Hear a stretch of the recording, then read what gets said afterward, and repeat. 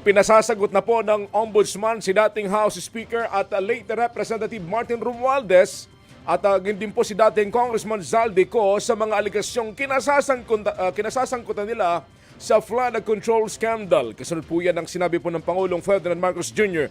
na malapit na pong makasuhan ang isang dating House Speaker. Naritong report ni Camille Samonte. Dumating na tayo sa punto na ayon sa Ombudsman ay malapit na ang paghain ng patong-patong na kaso laban sa dating Speaker.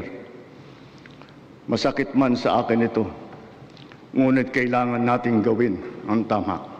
Walang pinangalanan si Pangulong Bongbong Marcos sa kanyang ikalimang State of the Nation address. Pero ang pinsan niyang si dating House Speaker Martin Romualdez ang isa sa nasasangkot sa bilyong-bilyong pisong flood control scandal. Sa isa namang pahayag, sinabi ng kongresista na masakit man ay iginagalang niya ang naging pahayag ng Pangulo. Giit niya, hindi siya kailanman humingi ng pabor o special treatment. Sang-ayon daw si Romualdez sa sinabi ni PBBM na gawin ang tama.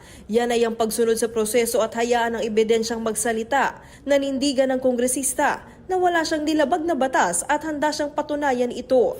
Isang araw naman matapos ang SONA, ipinag-utos ng Ombudsman na magsumite na ng counter-affidavit si Romualdez sa loob ng 15 araw. Pinagsusumite rin ng kontra-salaysay si dating Ako Bicol Congressman Zaldico. Noong Biyernes, sinampahan na sila ng reklamong money laundering, graft, plunder at direct at indirect bribery. Lumalabas daw sa investigasyon ng Ombudsman na nagsabwatan sina Romualdez at Co para magkamal ng 56 billion pesos na ill-gotten wealth sa pamamagitan ng umano'y paglihis ng pondo at pagtanggap ng kickback.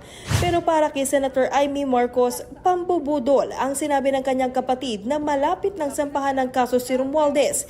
Nakapagtataka raw na kung gaano kabilis maghain ng kaso laban sa mga senador na anya ay tutol sa administrasyon, ay siya namang kupad ng hustisyang mag-aproba at magrekomenda ng hatol para sa mga kaalyado ng pamahalaan.